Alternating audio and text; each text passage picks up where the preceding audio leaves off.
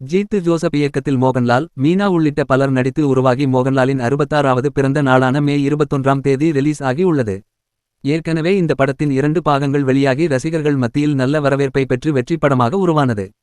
இந்நிலையில் இந்த படத்தின் 3வது பாகம் உருவாகிறது என்ற தகவல் ரசிகர்களை பெரும் மகிழ்ச்சியில் ஆழ்த்தியது மட்டும் இல்லாமல் பல எதிர்பார்ப்புகளையும் உருவாக்கியது.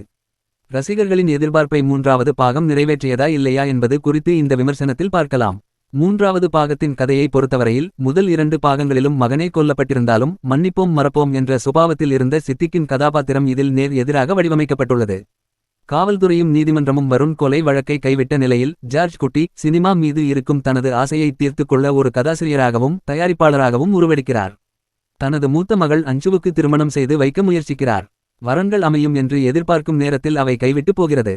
இதற்கு எல்லாம் என்ன காரணம், ஏது காரணம் என்று ஜார்ஜ் குட்டி தேடிக் கண்டுபிடிக்கும் போது தன்னை சுற்றி இன்னும் சதி வலைகள் பின்னப்பட்டு கொண்டு இருக்கிறது என்று கண்டுபிடிக்கிறார். இது மட்டும் இல்லாமல் தனது மகளின் திருமணத்தையும் நிறுத்த நடைபெறும் சதியை புரிந்து கொண்டு அதற்கு ஏற்ற வகையில் காய் நகர்த்துகிறார். இறுதியாக அதில் வென்றது யார் என்பதுதான் மீதிக்கதை. திரைக்கதையை பொறுத்தவரையில் என்னதான் தண்டனையில் இருந்து தப்பிவிட்டாலும் குற்றம் புரிந்த சாமானியனை உறுத்தும் உள்ளுணர்வு ஜார்ஜ் குட்டியை தூங்க விடாமல் செய்வது மட்டும் இல்லாமல் விழிப்புடனும் இருக்கச் செய்கிறது. படத்தின் முதல் பாதி, 2ஆம் பாதி என மொத்த படமும் மிகவும் நிதானமாகவே திரைக்கதை நகர்கிறது.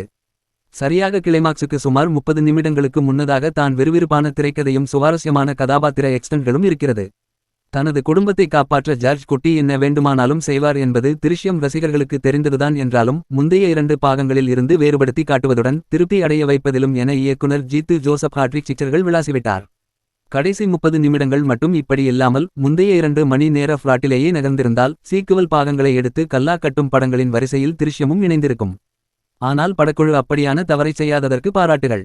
படத்தின் கிளைமாக்ஸை ஜார்ஜ் குட்டி தயாரிக்கும் படத்திற்கும் தொடர்பு உள்ளது போன்ற காட்சி வைத்து எல்லாம் ரசனை. நிதானமான கதை, பொருத்தமான திரைக்கதை, திருப்திகரமான கிளைமாக்ஸ் என திருஷ்யம் 3 மோகன்லாலுக்கு பிறந்த நாள் பரிசு தான். ஒவ்வொரு காட்சிக்கும் ஒவ்வொரு டயலாக்குக்கும் திரைக்கதையில் பார்த்து மெனக்கெட்டு உள்ளார்கள் என்பது நன்றாகவே தெரிகிறது.